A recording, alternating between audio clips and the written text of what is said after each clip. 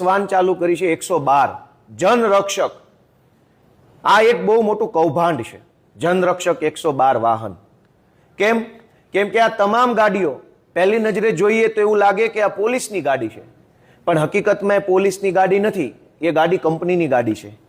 GMRI નામની એક company છે, આ કંપની પાસે 112 ગાડીનો કોન્ટ્રાક્ટ છે। હવે આમાં કૌભાંડ ક્યાં છે?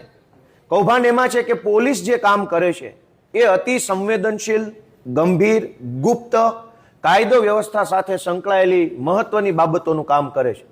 પોલીસને 112 નંબર ઉપર જે કાંઈ ટેલિફોન આવે છે એ તમામ ટેલિફોન બહુ મહત્વના મુદ્દા ઉપર આવતા હોય છે। કોઈ ક્રાઇમને લગતા આવતા હોય, સાયબર ક્રાઇમને લગતા, ઇન્ટરનેશનલ થ્રેટને લગતા આવતા હોય, આપણે સરહદી રાજ્ય છીએ, બોર્ડરની પહેલે પારથી કંઈક પ્રવૃત્તિને લગતા ફોન આવતા હોય। આવા તમામ મહત્વના, ગંભીર અને એકદમ કહેવાય કે રાજ્યની સુરક્ષા સાથે સંકળાયેલા જે ફોન આવતા હોય છે એ બધા ફોન ગુપ્ત રહેવા જરૂરી છે। પણ આખી ગાડી જ પ્રાઇવેટ કંપનીની માલિકીની છે, એના ડ્રાઈવરો પ્રાઇવેટ મૂકેલા છે। આજે હવે તમે 112માં કોઈ ગુપ્ત માહિતીનો ફોન કરો ક્રાઇમનો, તો એ ફોન પહેલા કંપની પાસે જશે, પછી કંપનીના ડ્રાઈવર પાસે જશે અને પછી એ ગાડી પાસે જશે। તો પોલીસ એ પ્રાઇવેટ થઈ ગઈ। હમણાં થોડાક દિવસ પહેલા તો વિધાનસભાના માધ્યમથી મને જાણવા મળ્યું હતું કે પોલીસ ભાડે આપવામાં આવે છે। આજે એ જાણવા મળ્યું કે પોલીસની ગાડીઓ કંપની પાસેથી લીધેલી, કંપનીને આપી દીધી છે। એનો અર્થ એ છે કે પોલીસ પ્રાઇવેટ થવાનું ચાલુ થઈ ગયું, કંપની હસ્તક। અને આ કંપનીને સરકારે 4,63,34,883 રૂપિયાનો તો એને પગાર ચૂક્યો છે। પૈસા સરકારના, પોલીસ સરકારની અને એનું પેમેન્ટ કંપનીને।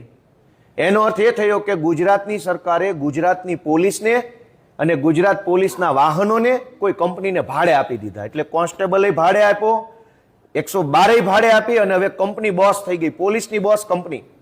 અને આ 112 નંબરની જે ગાડીઓ છે એ ગાડીઓને કોઈ ફિક્સ લોકેશન ઉપર મૂકી રાખવામાં આવે છે અને કાગળ ઉપર એવું ચિત્ર મૂકવામાં આવે છે કે દર 10 મિનિટે તમને ગમે ત્યાંથી વાહન સરકારી કોલ લગાવશો 112 તો ઝડપથી 10 મિનિટમાં તમને કોલ એટેન્ડ કરી લે એવી ગાડીની સુવિધા મળશે। હકીકત તો એ છે કે હજારો પોલીસ સ્ટાફનો સમય બરબાદ થાય છે આ ગાડીઓ ફિક્સ લોકેશન પર મૂકી રાખવાના કારણે।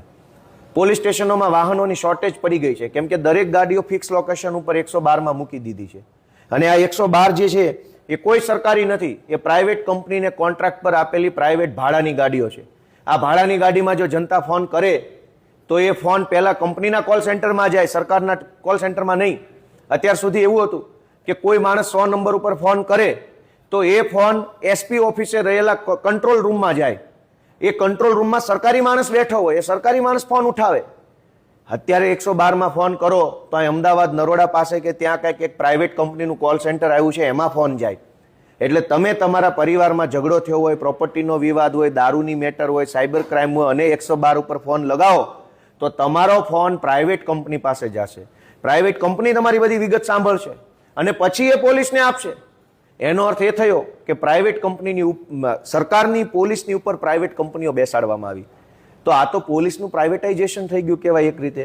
મારી ગુજરાતની ભાજપની સરકારને વિનંતી છે કે ખુલાસો કરે, તમે આ પોલીસનું પ્રાઇવેટાઇઝેશન ક્યારથી ચાલુ કર્યું ને કોના કહેવાથી ચાલુ કર્યું, અને લોકોની ગુપ્તતા ભંગ થાય, લોકોની સંવેદનશીલ માહિતી લીક થાય એવું આ કામ છે। એટલે ગુજરાતના ગૃહમંત્રીએ આ બાબતે સ્પષ્ટ ખુલાસો કરવો જોઈએ એવી હું માંગણી વ્યક્ત કરું છું।